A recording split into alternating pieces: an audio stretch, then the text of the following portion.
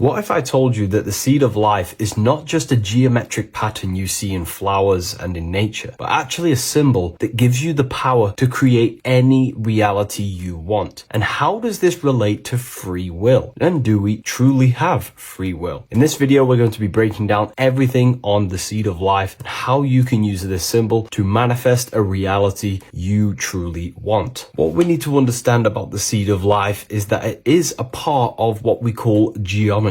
Geometry is not only about numbers and shapes, it is about the hidden order of the universe. It is the science of how the invisible realms of consciousness crystallize and become a visible form, how the spiritual becomes material, how the structure of consciousness itself organizes into a structure of physical creation. Most people think geometry is just outside of themselves, such as, in flowers, in the human body, anything in nature, we see geometry. But that's very external, and that's an exoteric teaching. Exoteric meaning an external. But the true esoteric geometry relates to you yourself and your brain. The human brain is not only an organ of biology, but an advanced living instrument of creation itself. It is the interface between the invisible mind and the visible world. What we see externally is not actually happening outside of us. It is being interpreted within the brain. Light waves are translated by the eyes into electrical impulses, which are then organized by the brain into a visible form. What we call the visible world is in fact the brain's projection of invisible energy. The brain is a computer that allows consciousness to interact with a 3D world. In this way, the entire visible reality is an expression of consciousness and the brain, translating the unseen forces into a tangible experience. Therefore, geometry itself is the brain's mathematical code to decode energy into a material form. Everything you see in your reality is produced by your brain. Therefore, the geometry that you see is the brain's hardwire and mathematical code that condenses energy into matter. So geometry is not something outside of yourself. Geometry, consciousness, and the human brain all need to be studied together. But going back to the seed of life, this is not just a geometric form. Take a look at the title, the seed of life. This symbol is associated with creation itself. A seed is something that goes in the soil and then slowly grows into a blossoming flower. Therefore, the reason why it's called a seed of life, also known, some people call it the flower of life, which is incorrect. This whole process with the name is hand in hand with the symbol, because the seed goes from the unseen in the darkness and begins to grow and rise upwards towards the light of the sun, unfolding into a visible creation. The entire process mirrors the teachings of the seed of life, which the seed of life is the process of going from invisible into the visible. But how do you do this? How does consciousness truly go from the invisible to the visible? Just like the seed goes from a seed into a plant. This is where free will comes in. Do humans have free will? Yes. However, free will lives within the boundaries of laws. Consciousness is truly formless. The mind is formless. It has a very subtle mental matter, but that's a whole of a lecture that I can go into. The realm of mind is a very subtle mental matter. But how does this mental matter turn into a tangible reality? How does consciousness crystallize to see what we see in the world? Well, this is because of the seed of life and the laws that govern consciousness. If consciousness had no laws that governed it, it would create chaos and there would be no creation. There are laws that consciousness, you yourself, cannot escape, and you need to obey them and work with them instead of being unconscious of them and letting these rules destroy your life. These laws work behind the scenes whether you realize it or not, so you may as well become conscious of them. So if we look at the seed of life, this unveils the secret of consciousness crystallizing into matter through the laws that govern consciousness. If we take a look at the seed of life, we have one giant circle surrounding 7 circles inside. By the way, this page is part of the Book of Symbolism, which is coming November 17th. I'll leave a waiting list in the description if you wish to get this book when it releases. So we look at the seed of life, we have one giant circle on the outside. Then we have 7 inner circles. Each one of these circles represents a law. Now, first of all, let's have a look at the circle. What is a circle? In occult and esoteric traditions, the circle is a symbol of something that is invisible, a spiritual force or a law, something that you cannot touch. It's not tangible. This is because the circle's surface area cannot be accurately calculated. It's impossible to calculate the exact surface area of a circle. We can get very close, but we can never truly know its true surface area, which is a metaphor inside the occult and esoteric schools for something that you cannot visibly measure, which is a spiritual force, such as a thought, an emotion, a desire, an imagination, or a law. In this case, it represents a law. So we have 8 circles, which means there are 8 laws governing the free will of consciousness. You might already know 7 of these laws, but they've hid intentionally one of these laws, which I will reveal at the end. These are also known as the 7 Hermetic Principles. However, the 7 Hermetic Principles, most people learn them on a very basic level and an exoteric level, an external teaching. But these laws are the laws that govern consciousness and crystallize consciousness into a tangible reality. So free will exists within this net of these laws. The first law would be mentalism. Everything is mind. All physical objects were first thought, then manifested into a tangible physical reality. We live in a mental construct. This law teaches that we should learn to use and master the tool of the mind so you can gain control over your reality, because it is all, in fact, mental. The second law is the law of vibration, which would be this circle. So mentalism is the big circle surrounding all of the 7 laws inside. Mentalism would correspond to the circle on the outside. The second law is the law of vibration. Most people think this is just vibration. Everything in matter is vibration and vibrating on a specific frequency, which is true. However, what we need to understand about these laws is the order of the laws. No one really picks this up. The first law is mentalism. Therefore, the laws that come after this first law all correspond to the mind. Most people think vibration's talking about this body and how it vibrates and each atom is vibrating, which is true. However, the law of vibration corresponds to thoughts within the mind. Each thought is corresponding to a different vibration. The character of thought, the subject of thought, the power, the intent, the willpower behind the thought, the focus behind the thought, all has an effect on its vibration. The more willpower, intent, and focus you shape on that thought, the more vibration and impact it has on the mental plane. The mental plane is simply a field that surrounds you right now, a field filled with the infinite thoughts of the universe. Therefore, thinking thoughts, every thought, every character of thought or subject of thought has a vibration. And whatever that vibration is, it penetrates that cloud of thoughts on a similar vibration in the mental plane. Therefore, if I think of a pencil, that thought vibrates on a specific frequency. Therefore, I penetrate that specific cloud or pocket of thought within the mental plane. And I will gain ideas related to that similar frequency or topic of thought. If I think of a pencil, I will then gain thoughts of rubbers, rulers, different colored pencils, anything related to a similar vibration. The third principle is the law of correspondence, as above, so below. This means everything in the mind is a projection outside the mind. Everything in your personal life is a crystallization of your personal mind. The friends you have, the things you own, the material things you have are all projections and crystallizations of your mind. The friends you have are on a similar mental level that you are. What happens once you start to change your mind? You start to change your consciousness. You spiritually awaken. What happens? Your friends start to say you've changed and they no longer become friends with you. As above, so below. As within, so without. If we shape our mind, which is above the higher dimension, we shape our external reality to match it below. The fourth law is polarity. Everything has 2 poles. Opposites are identical in nature but different in degree. This principle is seen outwardly in how water and ice are the same substance but a different vibrational state. This is what most people learn. It's a very exoteric teaching. But how does the law of polarity correspond to consciousness? It means that attitudes and belief systems can be transmuted. If something bad happens in your reality, most people focus on the negative mindset. But we can in fact shift this consciousness and see the benefit of it. There's a famous saying, if you don't like something, change it. And if you can't change it, change your mental attitude towards it. I love that saying. We can transmute our negative state of consciousness to positive, as they are just different degrees of the same substance, and that substance is mind, mindset. The fifth principle is rhythm. Everything flows in and out. All things fall and all things rise like a pendulum. Again, most people learn this as, the day and night, which is true. However, that's very external. How do I use the law of rhythm within myself? Very easy. The subconscious mind responds to patterns. If you want to ingrain your mind with something and create a reality, you have to create a rhythm or a pattern, just like brushing your teeth in the morning. You don't have to think about brushing your teeth anymore because you've done it that many times. Your subconscious has responded to it and programmed it into your subconscious, and now you do it on autopilot. Rhythm is about making a pattern so your subconscious mind can respond to it. If you're trying to create a reality, imagine the reality every day at a specific time. Do a ritual, an affirmation, or a meditation every single day at that specific time, and your subconscious mind will start to respond to this pattern or rhythm. The sixth principle, cause and effect. Very easy. Again, most people think this is just about cause and effect. If I drop the pencil, it will produce an effect. But how do you truly live by this law internally? Very easy. This is one of my favorite things and very easy things to do in my life. Before I make a decision, I always say to myself, what is the effect of this cause? Is this effect going to push me towards where I want to go? Or is it going to be pushing me away from where I want to go? Just living consciously of the law of cause and effect can dramatically change your life. You cannot escape these laws. Therefore, you must work with them. You must become conscious and aware of these laws. The seventh principle, gender. Gender exists in everything, masculine, feminine. Most people think this is, humans are masculine, feminine, plants, animals, which is true, but that's also very exoteric. The true esoteric is about using these genders within your consciousness, the masculine and feminine forces of consciousness, to create a reality. When a male and a female have intercourse, they give birth to a child, a creation. When your masculine and feminine forces come together in your consciousness, you give birth to creation. How do we use this? Your imagination, intuition, and emotion are feminine. Your action, your willpower, and thoughts are all masculine. Combine your masculine and feminine forces, your imagination, intuition, and emotion, to see the reality, to feel the reality as if it exists, and to take action and develop willpower towards it. You combine this and you give birth to that creation. The eighth law is the principle that I think has been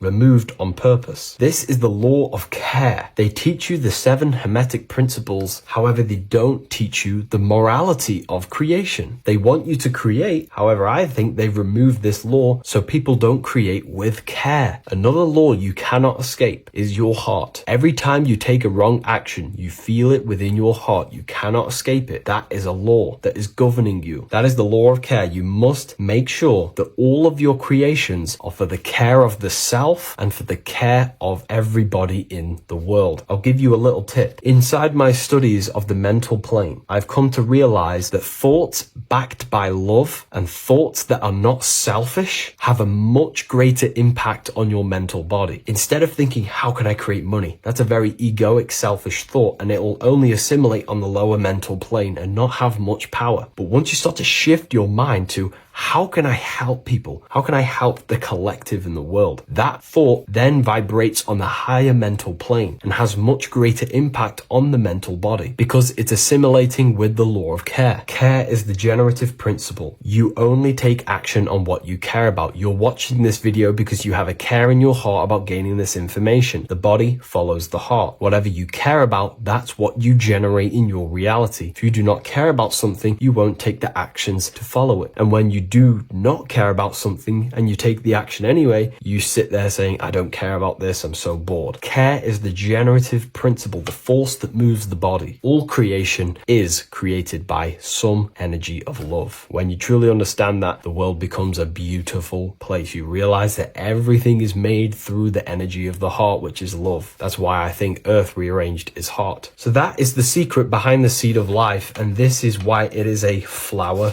pattern, because this is a flower. This is how consciousness blossoms and crystallizes into a material reality. If you want to learn more about this, gain way more information, the new book of symbolism is finally here. And I can't, it's crazy to me for just seeing this book here. You know, I've spent 7 months since March of this year, day in, day and night, writing this book for you. And I just want to say thank you for even liking my videos, for even subscribing, for commenting, any form of, you know, support that you've given me, whether you know it or not. I say thank you because I owe everything to you. Your support has allowed me to spend my time to do research so I can just give more back to the community, yourself, and the world. November 17th, I'll see you there. There's a waiting list in the description, and I'll send you an email if you join.